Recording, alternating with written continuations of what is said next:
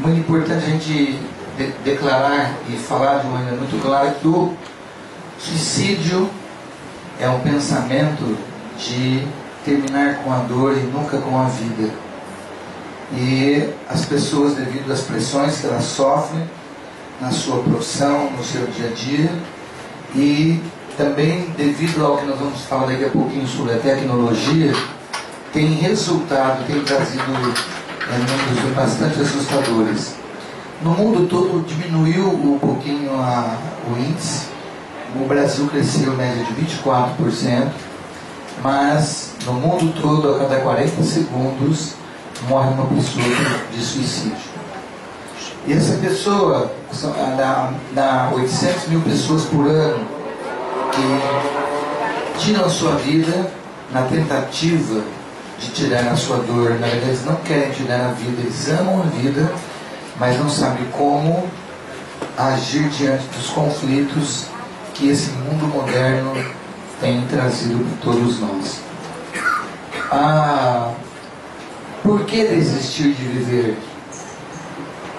Esse mundo que nós estamos agora, atualmente, no século XXI, principalmente nesses últimos 5 anos, houve uma mudança muito grande da tecnologia. E o ser humano não estava preparado para esse tsunami de informações que se transforma a cada dia, não é mais a cada década, e sim a cada dia. Isso acelerou o processo de pensamento das pessoas, produzindo nas pessoas uma ansiedade muito forte. A ansiedade nada mais é do que pensamento acelerado, pensar demais. E o que o pensamento acelerado faz? Ele começa mexendo no sono, a pessoa passa a ter insônia, não consegue dormir. Quando dorme, parece que apagou, mas acorda com dores musculares, cansados, sem disposição. Isso significa que o sono foi insuficiente para reparar as energias, que é para que a pessoa tenha mais um dia de trabalho, de luta. Isso vai causando um desgaste físico e muito mais emocional nas pessoas, por causa da ansiedade exacerbada. Aí vem o estresse, e depois do estresse, quando não é cuidado, aí vem a pânico, depressão e as outras doenças emocionais. Geralmente o tratamento que se faz hoje para as pessoas que estão com problemas emocionais, o tratamento medicamentoso, ele tem o seu efeito, mas porém ele não é o suficiente. Por quê? Porque o remédio, o próprio nome diz, ele só pode remediar. O melhor remédio para lutar contra qualquer doença, qualquer patologia emocional, é a própria pessoa. Cada um de vocês é o próprio remédio para lutar contra depressão, pânico, tristeza, todos os sintomas que vêm e as patologias. Por quê? Porque nenhum medicamento, o máximo que ele consegue fazer é entrar no sistema nervoso central, relaxar a pessoa tem a sensação de que ela está mais calma, mais tranquila, mas quando ela para com a reposição química no organismo, ela tem recaídas frequentes e aí vira um ciclo muito ruim. Por quê? Porque não tem a cura. Para nós curarmos essas patologias, as patologias têm cura. Depressão tem cura, pânico tem cura, bipolaridade tem cura, todos eles têm cura. Muitos psiquiatras falam que não tem, mas na verdade tem. Por quê? Porque quando a pessoa é o fator, o agente principal de ação, como eu, como gestor da emoção, como líder de si mesmo, aí muda completamente os sintomas da patologia. Por isso que nós vamos falar hoje é bastante ligado a isso, a importância de nós entendermos que nós precisamos interferir no nosso próprio mundo. E que o que acontece com essas patologias é que, com a aceleração do nosso pensamento, isso traz um desgaste muito grande. Então aí nós vamos... Por que desistir de viver? Qual a interferência das transformações sociais e tecnológicas na vida humana? Eu vou fazer 60 anos em novembro e eu acho que o calendário, meu RG está errado. Eu acho que meu pai me registrou uns 10 anos antes de nascer. Mas eu estou cheio de pique ainda, estou na idade pensando que eu estou uns 25. Mas eu percebo que tem 60 quando... Vai jogar bola. Vai jogar bola e já... Ou a gente vai ser a bola, né? Essa questão é o seguinte, olha. O que a tecnologia tem feito? A tecnologia é muito boa. Nós estamos aqui, parece que nós estamos numa carreta, gente. Fala a verdade. Né? Estamos num lugar aqui climatizado. Pessoas bonitas aqui na minha frente. Quero agradecer todo mundo que está aqui, os pastores que estão aqui, o pessoal da Polícia Militar. Vocês não mexam com essas 3 mulheres que são polícias militares, tá? Vocês fiquem quietos, porque senão vai todo mundo apanhar junto. Porque aí... Brincadeira, viu? Vocês me perdoam, tá? Não apanha logo. Senão eu... Brincadeira, senão apanha logo. Então... Deixa eu mudar de lugar aqui. Bom, aí... O que acontece com a tecnologia? Ela é muito boa. Só que, quando nós não sabemos usar, nós temos dificuldades. Eu faço, por exemplo, terapia por Skype, por câmera de celular. Converso com pessoas fora do país, são brasileiros, mas converso com pessoas na Inglaterra, faço com um pastor na Inglaterra, com pessoas nos Estados Unidos, missionários, pessoas na Argentina, um casal, na terapia de casal, na China, 23 horas de diferença, aqui 8 horas, na quarta-feira, 8 da noite, lá é 7 da manhã. Então, a tecnologia é muito boa, mas quando eu não sei usar, ela se torna uma arma perigosa na minha mão. E a tecnologia hoje, ela é responsável pela grande maioria das crianças que já estão sofrendo com a ansiedade. Porque os pais, ao invés de gastarem o seu tempo conversando, dialogando com os filhos, eles estão fazendo outras atividades e colocam a tecnologia na mão das crianças e não tem noção do que essas crianças de 5, 6 anos estão vendo dentro da tecnologia. Mas é joguinho, é joguinho. Os jogos são violentos, sempre tem coisa de morte, sempre tem um monte que vai mandando mensagens subliminares para o inconsciente, e a criança vai desenvolvendo coisas que futuramente vão trazer sérias consequências, principalmente na adolescência. Por isso que hoje nós temos uma adolescência que não suporta o não, que não suporta a contradição, tolerância zero quando são contrariados.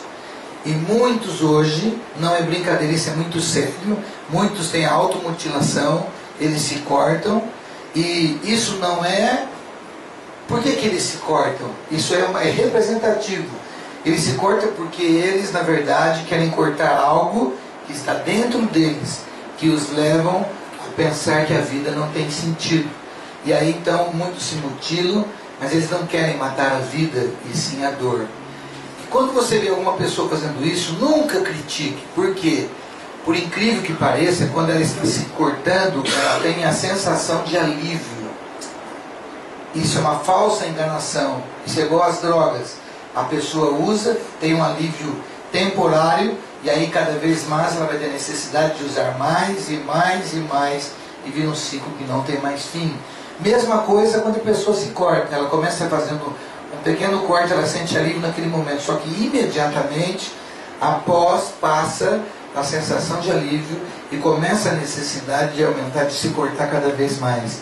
E nunca vai resultar em nada. Por quê? Porque o que ela quer cortar não está fora.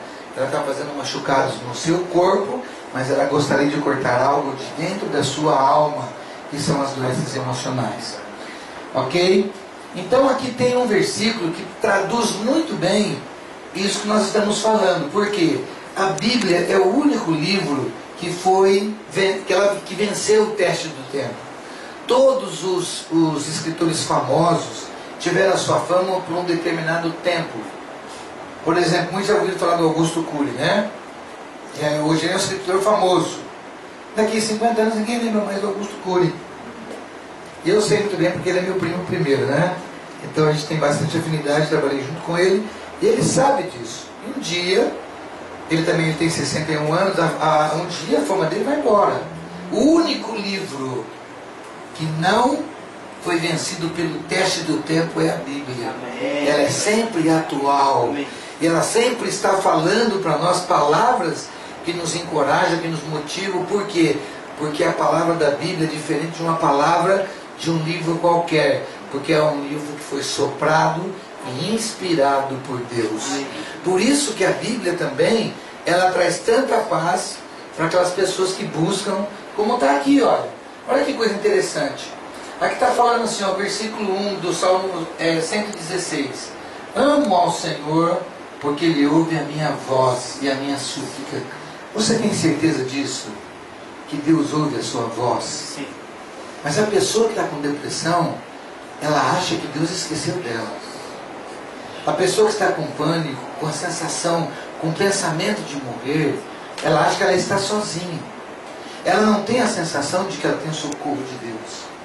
E isso produz na pessoa uma sensação de vazio muito grande.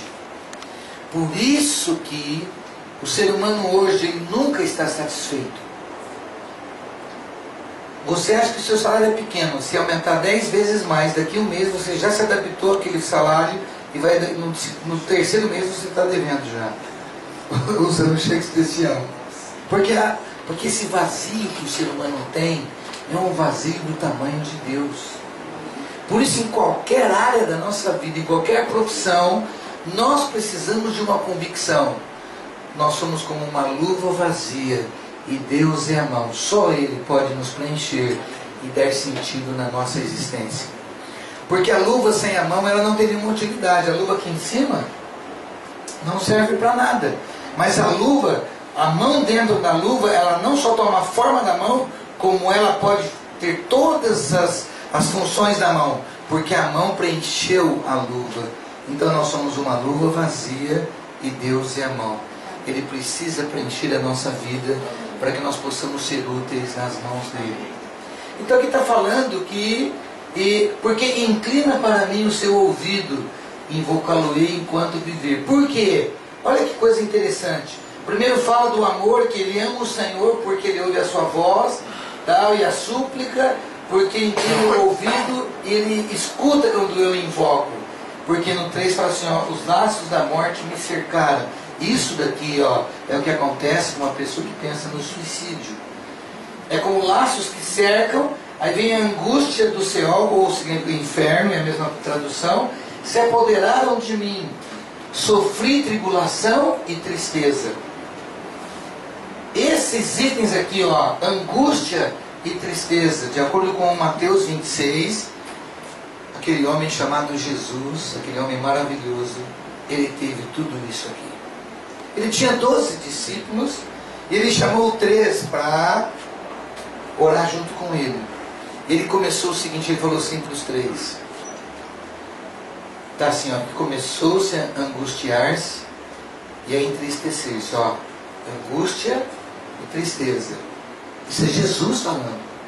Ele começou a fazer isso, aí ele fala assim, e disse-lhes. Ele não teve medo de falar dos seus fracassos, dos seus medos, da sua insegurança. E ele falou para 3 homens, porque ele também era um homem. Ele falou isso para Pedro, Tiago e João. E quando ele fala isso, ele fala assim, ó, e disse-lhes, a minha alma está profundamente triste até a morte. Presta atenção, ele teve a sensação da morte. E essa morte gerou nele angústia e tristeza. Esse é o sentimento que produz numa pessoa que passa por muitas situações e que vai desgastando a pessoa emocionalmente, gerando ansiedade, gerando estresse, e a pessoa passa a ter o sono prejudicado, e aí a energia do corpo da pessoa também vai se desfazendo com aquilo que ela está vivendo. Por isso que quando aconteceu isso, aqui o salmista fala o seguinte, ó, sofri tribulação e tristeza, então invoquei o nome do Senhor dizendo, ó Senhor, eu te rogo, livra-me. Isso daqui é uma chave para todos nós. Por que é uma chave para todos nós? Porque a única saída que resta para o ser humano é o que? É invocar o nome do Senhor. Porque quando nós clamamos pelo Senhor, Ele sentiu tudo isso. Ele passou pela angústia, Ele passou pela tristeza. Ele teve a sensação de que a morte, Ele falou: Pai, se possível, passa de mim esse cálice. Esse cálice se refere à morte. Ele teve medo da morte, mas como Jesus teve medo da morte? Sim, porque Ele estava aqui como ser humano. E muitas vezes nós achamos que Ele, como ser humano, eu não posso ter tristeza. Como ser humano, eu não posso ter angústia. E nós temos muito preconceito. Não vou falar que eu sinto isso, não vou procurar ajuda. Esse é o maior problema. Hoje melhorou muito o preconceito contra procurar um psiquiatra, procurar um psicólogo. A questão é que nós precisamos entender o seguinte, que quando nós todos podemos passar por isso aqui, ninguém aqui está livre de passar por isso. Eu quero usar o exemplo da polícia militar, porque dentro da função, muitas vezes está contra bandidos e precisa atirar. E aí mata uma pessoa. Como fica depois a cabeça de um policial? Está na função dela. Está na função dela. Não sei se vocês sabem, aumentou muito o índice de suicídio entre os policiais militares. Vocês sabem melhor do que eu sobre isso. Por quê? Porque aí vem a mente começa a fazer um trabalho. Vamos explicar sobre isso já já. O que a mente faz? O trabalho que ela faz, que a pessoa começa a se sentir acusada, condenada, e começa, não tem assistência, aí entra um problema sério, que a pessoa começa a ter pânico do próprio trabalho. Quando pensa que tem que ir para o trabalho, o coração da taquicardia, começa a ter sudorese, suar frio, ou começa a ter falta de ar, dor de estômago, diarreia, todos os sintomas que são emocionais, mas que somatizam e descarregam o organismo. Por isso que é muito importante nós termos essa clareza, que passar por angústia, passar por tristeza, é uma coisa comum hoje na vida humana. O que não é comum é as pessoas terem essa saída. Mas nós que estamos aqui hoje, nós vamos falar dessa saída. Há uma saída para todos nós. É invocar o nome do Senhor. E invocar o Senhor significa que você está clamando para que Ele possa socorrer você. E tem um versículo em Hebreus, capítulo 4, versículo 15, que fala assim, que Ele foi tentado em todas as coisas, a nossa semelhança. Por que Ele foi tentado? Exatamente para poder, na hora do nosso sofrimento, Ele nos socorrer. Pode ter certeza, quando você chama, Ele ouve e vem te socorrer. Ok? Isso é muito importante, tá? Vamos ver, vamos passar adiante. Isso é muito importante, porque isso não está na ciência. A ciência não sabe o que é alma e espírito. Para a ciência isso é a mesma coisa. Quando eu fiz a faculdade de psicologia, eu vi assim a confusão que eles faziam com relação a isso. Por quê? Porque quem revela isso é a Bíblia. A ciência não sabe, até hoje, de onde o homem veio. Eles estão procurando, o homem já está quase indo, eles estão procurando saber de onde ele veio. Então isso aqui é muito importante. Nós somos um ser tripartido. Repete aí comigo. Nós somos um ser tripartido. Nós temos então o corpo, alma e espírito. Aqui em negrito. Por quê? De onde surgiu tudo isso? Nós vamos explicar. Porque na Bíblia tem um versículo que o apóstolo Paulo escreveu para as pessoas que moravam em Tessalônica, que era uma cidade da Macedônia. E é como se ele fosse escrever hoje para São Carlos, aos são carlenses. Tá certo? Então ele escreveu essa carta no capítulo 5, versículo 23. Olha que interessante. Fala assim, vamos ler comigo? Ó. E o próprio Deus da paz vos santifique completamente. Para um pouquinho só. Vamos ver pela gramática. Aqui não precisa ter revelação, nada. Só olhar a gramática. Tem um ponto e vírgula. Por quê? Vai explicar que o Deus da paz quer que seja santificado em nós, completamente. Um ser completo. Ok? E o vosso espírito e alma e corpo sejam plenamente conservados irrepreensíveis para a vida de nosso Senhor Jesus Cristo.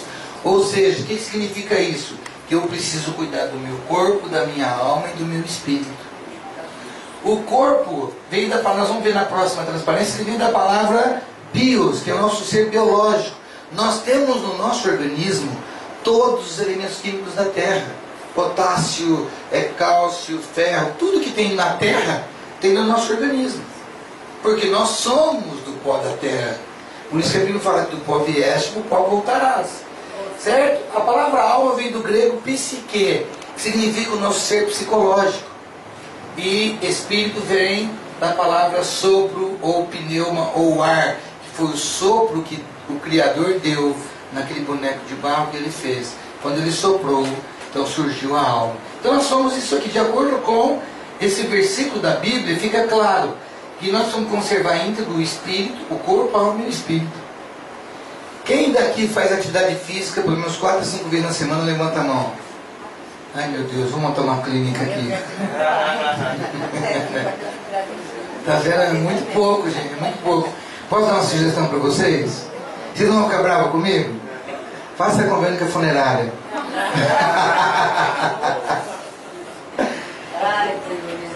Gente, a atividade física é muito importante para a nossa saúde. Não é por causa de estética, não é por causa da saúde. Por quê? Num processo emocional doentio, seja depressão, seja ansiedade, estresse, o cérebro deixa de produzir a dopamina. Todos os medicamentos psiquiátricos têm a base de dopamina, porque o cérebro deixou de produzir. E é por isso que os remédios, eles só remediam. Eles não têm o poder de curar. Por quê? Esses remédios são a base de dopamina. O que o cérebro entende? Não preciso produzir. O que a atividade física faz? Ela estimula o teu cérebro a produzir a dopamina, que é o neurotransmissor que facilita a produção da endorfina e da serotonina, que são os hormônios do bem-estar e do prazer. Então, ao fazer atividade física, nós precisamos entender que nós estamos cuidando não só do nosso corpo, estamos cuidando também da nossa alma. Depois, se vocês quiserem essa transparência, vou deixar tudo aqui. Vocês podem solicitar para o pessoal aqui, tá? Que aí pode solicitar e pode passar, viu? Quem quiser a transparência, tá ok? Então, nós precisamos cuidar do nosso corpo, precisamos cuidar da nossa alma e do nosso espírito. O espírito, por quê? O óleo e a água não se misturam, porque são essências diferentes. Então Deus colocou no ser humano uma essência que ele pode se mesclar, que ele pode se misturar. Porque Deus, a essência de Deus, ele é espírito. Por isso ele colocou em nós essa essência, para que nós possamos ter contato com ele. Ok? E então vamos ver a próxima, porque aí vai ficar para a gente poder falar sobre isso com mais rapidez e clareza. Gente, é rapidinho, até as 11 a gente já acabou, tá? É brincadeira. Pode falar à vontade, sempre. Ok, então corpo, bios, alma, psique, espírito, zoel, vida divina ou sopro. Olha que interessante, o nosso corpo tem cabeça, tronco e membros, 3, ok? A nossa alma tem mente, vontade e emoção, 3. O nosso espírito tem comunhão, intuição e consciência, também 3. O número 3 na Bíblia tem muito significado. Significa o dia da ressurreição. O dia que Cristo venceu a morte. Por isso que o desejo dele é que cada ser humano também vença não só a morte, mas o pensamento sobre a morte. Porque toda pessoa que pensa que morrer é o melhor caminho, ela não está querendo morrer. Ela quer matar a dor que está sufocando e aniquilando o seu prazer pela vida. E acontece... Porque então vamos esquecer o corpo e o espírito. Ok? Por coincidência, o amarelo aqui é a alma, né? Sobre o suicídio, então vamos falar o que a mente faz. Entre a parte psicológica, quem que vocês acham que manda em tudo aqui? Entre esses 3, quem comanda tudo? Quem acha que é emoção, levanta a mão, vamos ver. Quem acha que é emoção? Ninguém? Ó, quem não levanta a mão, eu vou ficar bravo. Quem acha que é a vontade que comanda tudo? Ninguém? Gente, vocês são muito espertos. Quem acha que é a mente? Ó, se não levanta a mão, agora eu... Por que a mente ama a mente? Porque ela é especialista em mentir. Tá certo? Ela é especialista em mentir. Ela mente toda hora. Por exemplo, quem aqui já olhou para o espelho e se achou feio ou feia? Hã? Tem lá. Ó, qual é o seu nome? Regiane. Você olhou para o espelho e se achou feia. Você já viu Deus?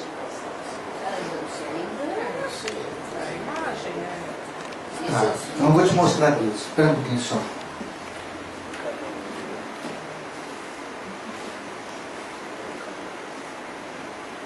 Olha rápido que você vai ver Deus. Todo mundo. Não. Quem que você viu? Eu aqui na frente. Você. Por que você está vendo Deus? Porque você foi feito à imagem e semelhança de Deus. Ou seja, você é igualzinho a Ele. Por que você olha para o espelho e se acha feio? Se você se parece com Ele. Agora, fala uma verdade, Regiane. Aquele dia que você está bem emocionalmente, você olha para o espelho, o que você fala? Não tem para ninguém. Isso é a coisa mais linda. É assim. Então o que acontece? Não mudou a pessoa, mudou a parte emocional, a mente. Porque ela é especialista em mentir. Se eu pedir para todos vocês colocar aqui, ó, uma relação de qualidades e uma relação de defeitos. De defeitos você vai encher rápido, a de qualidades você vai demorar. Qual foi a primeira pergunta que Deus fez para o homem no jardim do Éden, depois que ele havia pecado? Hã? Se ele tivesse perguntado o que você fez, mudaria o sentido da pergunta? 100%. Porque quando eu pergunto onde estás, eu estou falando, Adão, você é mais importante para mim do que o seu eu. Agora quando eu pergunto o que você fez, eu estou dando valor no seu erro e não na sua pessoa. Mas nós precisamos fazer o seguinte, nós precisamos inverter isso. Nós fazemos isso com a gente e com as pessoas que nós convivemos. Nós valorizamos muito mais o erro do que a pessoa tem de bom. E quem faz isso? A mente que mente. A mente, ela fala para você quando você vai orar que você não pode, porque você errou. É verdade.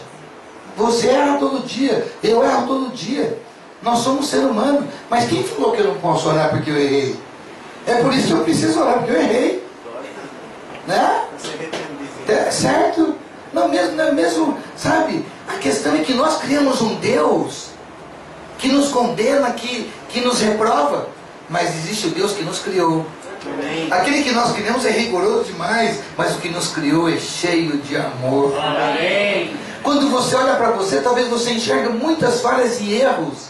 É por isso que uma pessoa chega ao ponto de olhar para si e achar que é inútil, que a vida não vale mais nada, e ela vai e tenta o suicídio. Infelizmente eu fiquei sabendo de um jovem que eu conversei por um tempo pelo WhatsApp, de 23 anos. Ele acabou tirando a vida dele há 20 dias atrás. Eu lutei muito com ele à distância. Falei muitas vezes. E a pessoa vai sendo levada e acaba fazendo com que o pensamento se torne maior do que a pessoa. Essa é a inversão, de onde a pessoa chega e acha que não tem mais jeito e acaba fazendo aquilo que não queria. Hoje de manhã aqui nós tivemos um rapaz que ele foi muito sincero no meio das pessoas. Ele falou que ele tinha feito, amarrado as mãos, colocado a corda no pescoço, e ele começou a sentir uma pressão na cabeça e ele parou e acabou não fazendo o que ele ia fazer. Ele ia realmente tirar a vida dele. Aí eu perguntei para ele, graças a Deus que você está aqui. Você não tirou a sua vida, mas você queria matar a sua vida ou a sua dor? Ele falou na hora que era dor. Então, nós temos que controlar a nossa mente, porque é ela que faz. Olha que interessante. Quando a mente controla a pessoa, isso aqui, ó, faz parte de uma pessoa. Isso aqui é a pessoa completa. Tem corpo, alma e espírito. Mas isso aqui é uma parte do ser humano. E o que acontece é uma inversão. A mente começa a controlar a pessoa. Por isso que aí surge um problema. A pessoa precisa comandar a mente. Um exemplo simples, Deus falou para Caim: o teu desejo será contra ti, mas a ti cumpre dominá-lo. Presta atenção, o seu desejo é sinônimo do que aqui, ó? Da vontade, certo? É sinônimo de vontade. Ele falou assim, ó, o teu desejo será contra ti. O que é o ti? É o eu. Ou seja, ele ia ter um desejo que era contra ele mesmo. Qual era esse desejo? De matar Abel. Então não era contra Abel, era contra ele. Contra ti. Mas aí Deus fala assim para ele, mas cumpre a ti dominar. Ou seja, o eu precisa dominar a nossa mente. Por quê? Porque não existe vontade nem emoção sem o pensamento. Então o que Deus mandou Caim dominar? A mente. Porque quando nós dominamos a mente, automaticamente nós dominamos a vontade e a emoção. Uma pessoa depressiva, ela não tem vontade de levantar, ela não consegue às vezes nem tomar banho, ela não consegue comer, ela não consegue fazer nada. E quem não entende, quem não conhece, fala que é frescura. Tem uns que falam assim, você precisa de terapia. Mas não é fazer uma terapia, terapia cheia de louça para lavar. Não, essa terapia não resolve. O que ela precisa é jogar para fora aquilo que está massacrando ela por dentro. Assim como você, quando come uma comida que não te faz bem, você toma sorrisal, não resolve. Você toma sal de fruta, toma qualquer coisa, não resolve. Quando você vomita, imediatamente tem um alívio. Psicologicamente é a mesma coisa.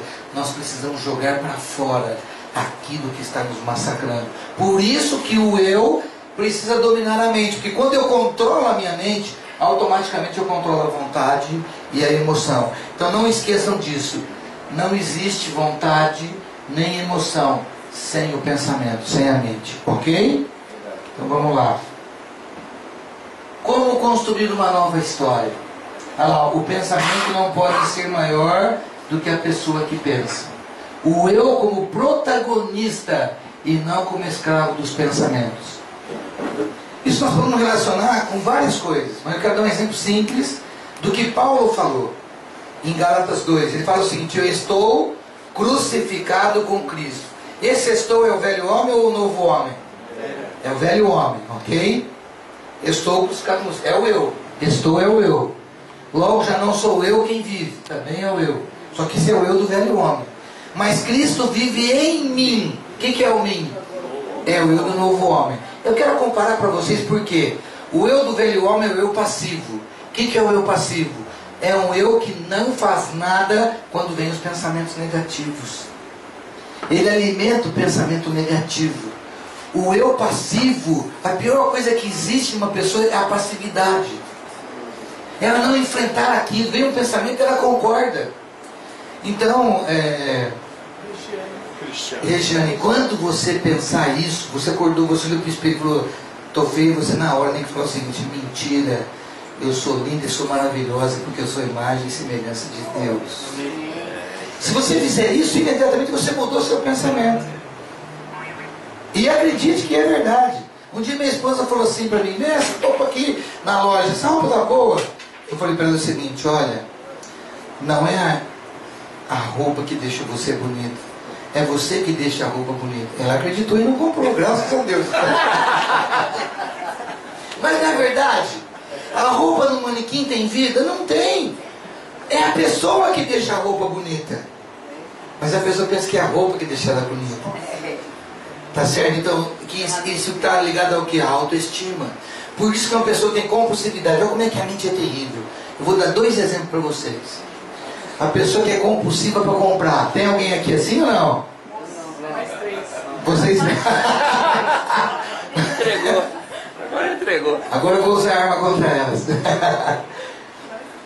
Olha que interessante. A mesma mente que fala para vocês assim: você merece. Seu trabalho é duro. Você pode comprar. Aí você vai e compra. A mesma mente, só que você acabou de comprar, fala assim para você: você não precisava disso. Não é assim? Não é desse jeito que comprou. Mas por quê? Quando você está comprando, que resultado que traz? Sensação de alívio. Porque o que produz a compulsividade, ninguém compreende, É ansiedade. E quando você está comprando, a ansiedade passa. A hora que você sai da loja, ela aumenta. E agora tem que pagar. Mesma coisa, tem pessoas que quando está muito ansiosa, tem compulsividade para comer. Destrói a geladeira e come até a geladeira se estiver na frente. E tem pessoas que quando tem ansiedade não conseguem comer. Certo? Mas isso tudo vem da onde? Da mente que mente. Aí, por que eu estou falando isso? Que eu quero mostrar para vocês como mudar essa história. Uma pessoa com anorexia, como é que ela está? Hã? Magra, nós estamos elogiando, né? É uma caveira em pé. Tá certo? Agora quando ela olha para o espelho, o que ela enxerga? Ah, mas explica uma coisa. Eu te mostrei o espelho, né? Você viu você. É impossível mostrar o espelho para você, você enxergar eu. Se tiver assim, você me avisa que eu vou mandar internar. Tá certo? Como que uma pessoa então magra olha para o espelho e vê uma pessoa gorda? Quem que faz isso? A mente. Sabe o que a mente faz? Distorce, faz ela imaginar como que as pessoas estão enxergando ela. Olha que coisa doentia. Ela não consegue se ver. Ela vai para o espelho e ela olha, que dá para contar as costelas, ela vê uma pessoa gorda. A mente faz isso. Então a mente, quando ela faz essa distorção, a pessoa acredita e não consegue comer. Conversei com uma moça há um mês atrás, 23 anos, e ela estava com esse problema, só que ela ainda está, até aparentemente estava bem. Ela acordava 3 horas da manhã para malhar até às 7.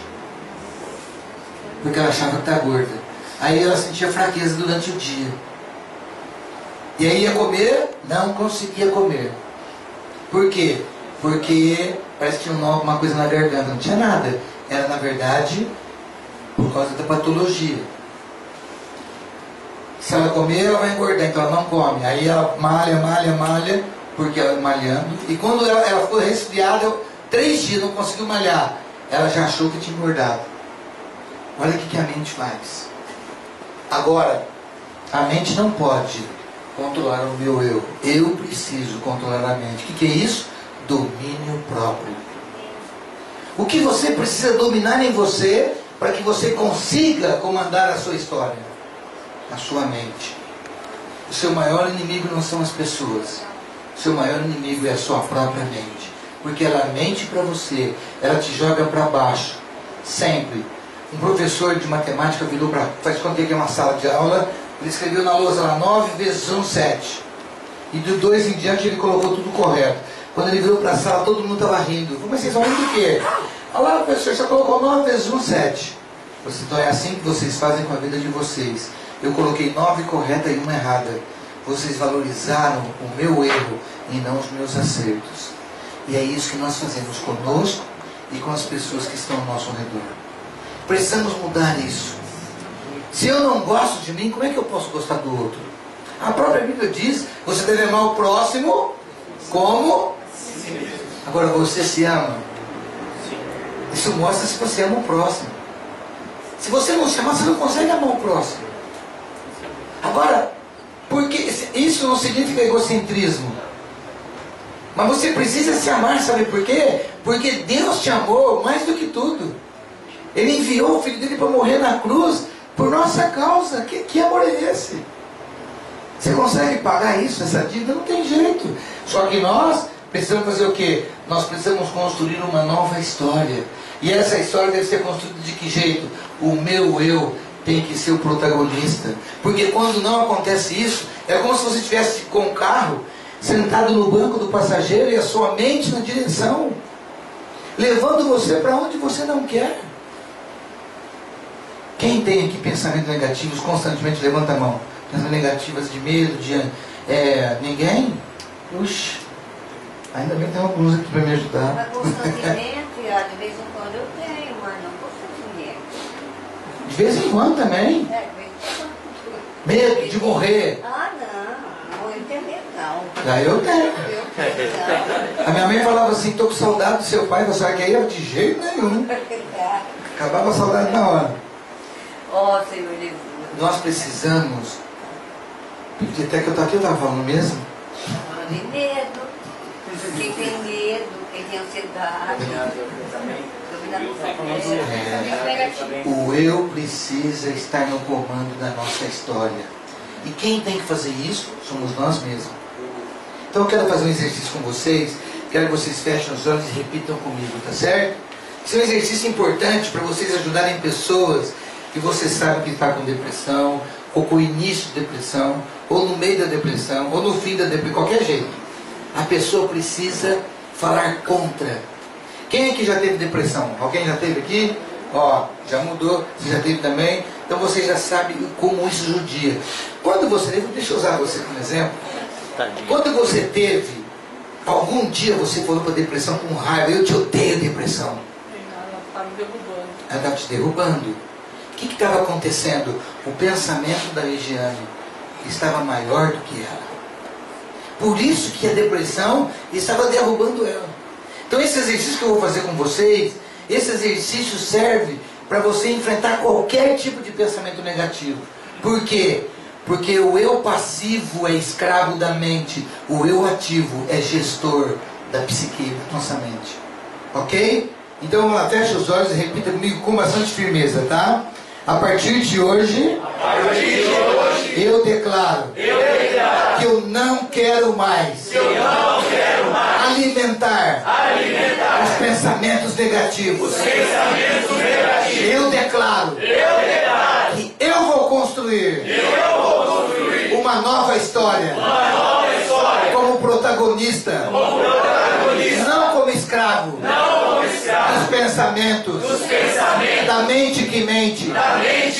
Eu também declaro que eu odeio a depressão, odeio a angústia, a tristeza, sentimento de inferioridade, de inutilidade. Eu declaro que eu quero vencer, e eu vou vencer. Uma salva de palmas para vocês. Muito bom, muito bom. Esse exercício é o que eu uso com os meus pacientes. As pessoas chegam às vezes em situações muito graves. Graças a Deus eu já tive muitos retornos. Com 5 sessões, no máximo, a pessoa estava de alta. A pessoa que estava de cama, já há mais de semana, sem conseguir se alimentar, sem conseguir tomar banho, não fazer nada. Com esses exercícios, lógico, respiração, atividade física, alongamento para dormir. Eu vou falar isso no final se der tempo, tá ok? Mas aqui, ó, quando ele é protagonista, eu deixo de ser escravo dos meus pensamentos. A percepção da brevidade da vida. A sensibilidade para perceber o que realmente tem valor. 1 Timóteo 6,7 diz assim: para o mundo nada trouxemos, e dele nada podemos levar. Vocês têm clareza disso ou não? Você não trouxe nada para cá, e você não vai levar nada. O que você está fazendo com o seu tempo? O que é importante para você? O que você tem de mais precioso na sua vida? São as coisas que você pode conquistar, ou são as pessoas que Deus colocou ao seu redor? Que tempo você tem gasto com as pessoas que você ama? Quantas vezes você fala para as pessoas que você convive que elas são importantes para você? Quantas vezes você diz para a esposa ou para o marido que você o ama? Quantas vezes você abraça o filho na hora que ele errou e fala para ele que ele é mais importante do que o erro dele? Não basta nós estarmos vivos, nós precisamos saber viver. E saber viver é perceber que a vida passa num piscar de olhos. Entre esses dois espaços tão rápidos do tempo, nascer e morrer, nós temos algumas oportunidades.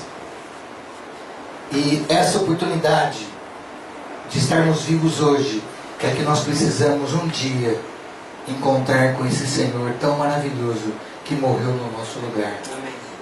E saber que eu não trouxe nada e que eu não vou levar nada me traz sensibilidade para perceber que eu tenho de importante são as pessoas que estão ao meu redor. Talvez você passe tempos, eu já vi muitas pessoas diante de um caixão, fazer um discurso cheio de palavras bonitas, mas o coitado está no caixão, nunca ouviu quando estava vivo. Esse é o amor da minha vida. Ela morreu sem saber que é o amor da vida dela. Vou contar uma coisa para vocês. Antigamente enterrava no chão. Vocês lembram disso, não? Não é igual hoje, tudo gaveta, tudo certinho, tudo era no chão. Então eu estava lá enterrando o marido e a mulher do lado de fora.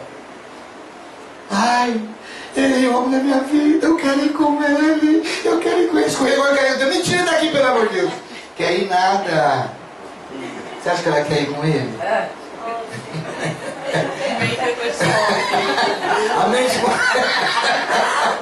A mente mudou na hora, né? Quer ir nada. Então às vezes nós fazemos, sabe, faça o discurso quando a pessoa está viva, está com você, abrace. Nós perdemos o nosso tempo muitas vezes brigando, discutindo por coisas que não têm valor. E quando nós percebemos, nós perdemos as pessoas mais preciosas. Meu pai teve um infarto do meu lado. Eu tinha 40 anos, ele tinha 64. Era meu melhor amigo, pescava comigo, se reunia comigo na minha vida cristã. Puxa, era amigo de verdade. Se eu tivesse 100 milhões ou 10 centavos é a mesma coisa. O dinheiro não compra a vida. E meu amigo foi embora sem falar tchau. O que vale? O que nós estamos fazendo com o nosso tempo? Entre esse pequeno espaço de tempo eu tenho que ter sensibilidade. Muitas vezes nós estamos com uma sociedade anestesiada, doentia, que não valoriza mais os relacionamentos, hoje são superficiais. A vida humana hoje está vivendo uma vida totalmente superficial. Nós chegamos ao cúmulo de pessoas mandarem mensagem para filhos ou para marido ou para esposa dentro de casa pelo WhatsApp. As pessoas não sentam mais, não conversam, não dialogam, não falam mais das suas dificuldades. A tecnologia está acabando com essa nossa sociedade de hoje. Ninguém tem tempo para dialogar, mas tem tempo para ficar 2 horas numa rede social. Às vezes não temos tempo para ler a Bíblia, mas ficamos horas e horas gastando tempo com conversas que não levam a nada, que vão produzir em nós depois a sensação de vazio e de que a vida em muitos adolescentes, pais, tomem cuidado, muitos adolescentes estão conversando em redes sociais sobre suicídio. Está virando igualzinho essa questão das ideologias, virou moda da internet. Então nós temos que abrir os olhos e ver o que realmente tem valor. O que tem valor para nós é onde nós depositamos tudo que nós temos. Se minha família é importante para mim, eu preciso gastar o meu tempo e a minha vida com eles. Habilidades fundamentais para o século atual. Século aqui significa aion. O mundo, de acordo com... Aqui está falando mundo, tá ok? Mundo aqui significa cosmos, sistema cósmico. Todo o sistema cósmico. Mas mundo aqui, para século, é o século presente, é o que está acontecendo na atualidade. E nessa atualidade de hoje, por isso que as famílias estão doentes, por causa do uso inadequado da tecnologia. Ok? Por isso que um adolescente hoje não aguenta ouvir um não, porque não são contrariados, não são disciplinados. Os pais de hoje, me perdoem, são frouxos. Os pais de hoje não colocam limites, e aí os filhos vão ter problemas sérios depois, na adolescência. Quando começa a enfrentar, quando começa a ter os conflitos próprios da idade, mudança de hormônio, mudança de um monte de coisas. É a fase mais conflitiva da vida. Se não tiver um ambiente onde ele possa se abrir, ele vai se abrir com pessoas inadequadas. Por isso, primeira coisa que nós precisamos ter nesse século, resiliência. Esse copo que está aqui, eu posso apertar ele que eu não consigo quebrar ele com a minha mão. Porque ele foi feito para ter um teste de resiliência, de suportar pressão. Se eu pegar um copo plástico, fizer a mesma coisa, ele vai entortar tudo.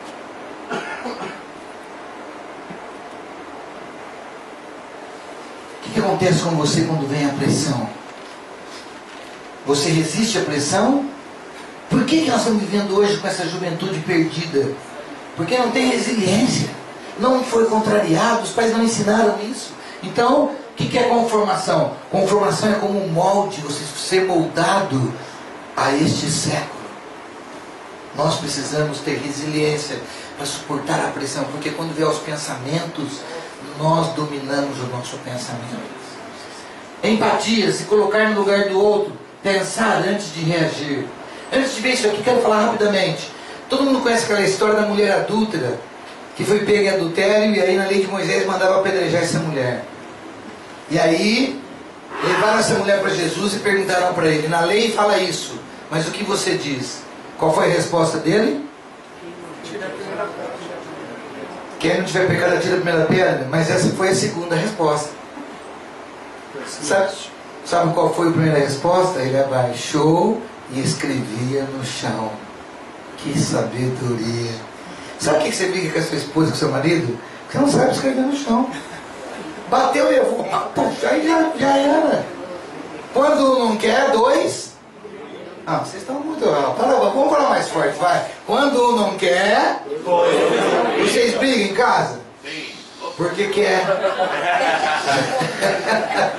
Só eu falei? Terapia de casal. Ó, acontece exatamente isso. O que Jesus fez? Ele abaixou e escrevia no chão. Ele não deu resposta imediata. 1 minuto tem 60 segundos. 1 hora tem 3.600 segundos. O que é 10 segundos em 3.600? Nada. Mas 10 segundos para você dar uma resposta é um tempo longo. Quando o seu marido fala assim, você está parecendo uma bruxa. Para as mulheres, sabe o que tem que fazer? Conte até 10. A Regina já deu uma paulada na cabeça. Se você contar até 10, você não vai dar paulada, você vai dar um tiro. Significa o quê? Que nós precisamos aprender a pensar antes de reagir. Nós não podemos ser reativos, nós precisamos ser pensativos nessa hora. Porque a palavra machuca mais do que, às vezes, uma agressão física. A palavra fere a alma, que às vezes fica uma ferida que nunca mais pode curar. Hoje, uma pessoa que, não vou citar nome, que participou de uma palestra, foi abusada aos 8 anos de idade. Ela está com 28. Ela não conseguiu nunca mais se livrar desse trauma. Porque a mente toda hora vai. E aí as pessoas assim têm dificuldade no relacionamento, depois com o casal, quando casa, tem dificuldade. Por quê? Porque aquilo foi uma agressividade enorme na sua história. Gerou um arquivo na memória. E esse arquivo, nós podemos deletar alguma coisa da memória? Não. Não. Por que Deus não deu esse álibi para nós? Porque na hora da raiva, nós iríamos deletar até as pessoas que nós amamos e até a gente mesmo. Ok? Então, ele não falou nada. Aí, quando eles insistiram na pergunta, ele levantou e falou o seguinte: olhe para dentro de você primeiro. Se você não tiver nenhum pecado, você pode atirar a pedra. Ele levou as pessoas à reflexão, ele não condenou ninguém. Se você quiser jogar pedra, você pode, mas primeiro olhe para você. Isso é refletir sobre a nossa vida. Não julgue ninguém, não condene ninguém. A Bíblia fala que no nosso olho tem uma trave, e no olho do outro tem um cisco que é bem menor do que a trave. Isso não é literal, mas se eu agir dessa forma, eu não vou julgar ninguém. Então o que aconteceu com as pessoas? Por ele ter sido sábio, elas foram embora. Mas o segredo está aqui, ó.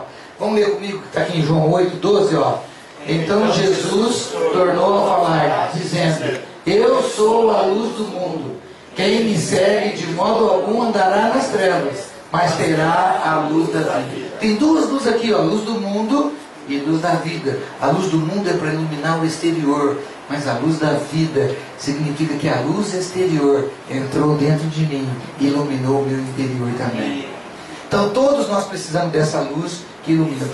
Outra coisa importante: não remoer o passado, nem se preocupar com o futuro. O ontem volta, o amanhã chega. Também não. O amanhã fica sempre para amanhã. O comércio antigo tinha lá, fiado só amanhã. Aí o bêbado passava assim: amanhã eu estou aqui. Aí chega lá amanhã, tá a frase de novo. Fiado só amanhã, porque não chega não com amanhã. Fica sempre para depois. Nós perdemos a vida às vezes remoendo o passado, que não volta. ou preocupados com o amanhã que não chega. Esquecemos do quê? De viver o presente. Por que que o presente é o presente? Porque a vida é um presente. A vida é o maior espetáculo do universo. Vamos lá para encerrar. A vida é o maior espetáculo do universo. Nós precisamos ter uma mente renovada. Lembra tudo nós falamos em volta da mente? E aqui olha que fala em Romanos, capítulo 2. Romanos os irmãos que se reuniam como igreja em Roma. E aqui Paulo escreveu para eles o seguinte, no capítulo 12, versículo 2. Vamos ler juntos? E não vos conformeis com este mundo, mas transformai-vos pela renovação, para que experimenteis qual seja a boa, agradável e perfeita vontade de Deus. Olha que coisa linda. Deus tem uma boa, agradável e perfeita vontade. Deus tem vontade. Por isso que nós somos iguais a Deus. Porque nós temos vontade, nós temos desejo, Ele também tem. Só que o desejo dele é muito profundo e nós temos que permitir que esse desejo se torne o nosso desejo. O que significa ter uma mente renovada? Significa que eu não posso ficar com a mente, deixando a mente me condenar. Eu preciso assumir a gestão da minha psique. A mente renovada aqui está se referindo a você ter a mente de Cristo. E em 1 Coríntios 2 fala isso, que nós temos a mente de Cristo. Já pensou que maravilhoso? Que Cristo pode pensar por meio de você. E você pensar por meio de Cristo. Por isso que, para encerrar, Colossenses fala: pensai nas coisas lá do alto e buscai as coisas lá do alto. Por quê? Porque tudo dessa terra passa. Nós não trouxemos nada e não vamos levar nada. Opa! Chegou a hora que vocês mais queriam, acabou. Vamos ler junto aqui em cima? Vamos lá, bem forte. Obrigado por vocês existirem. Sem vocês, o mundo não teria o mesmo sabor. Eu gostaria, se vocês permitissem, de terminar com uma oração. Ok? Posso fazer essa opção? Eu gostaria que vocês fechassem os olhos e repetissem comigo. Olha, isso não é uma obrigação, tá? Se você não tiver nenhum desejo, pode ficar tranquilo, mas eu gostaria muito de fazer essa oração junto com você. Repita comigo. Senhor Jesus. Senhor Jesus. Oh, Senhor Jesus. Oh, Senhor Jesus. Senhor, eu te agradeço. Senhor, eu te agradeço pela vida. Por esse espetáculo maravilhoso. Senhor, me ensina a comandar a minha história, comandar a minha mente. Senhor, eu preciso de Ti. Eu te agradeço o Teu sangue derramado na cruz para me comprar. Eu quero, Senhor, viver para Ti. E eu te aceito como meu Salvador, como minha vida. E quero declarar que eu amo a vida. Eu odeio a morte. Não aceito pensar sobre a morte. Mas quero pensar todos os dias em viver esse maior espetáculo que é a vida. Eu te agradeço por estar vivo hoje. Ó Senhor Jesus. Amém. Obrigado. Uma salva de palmas para você.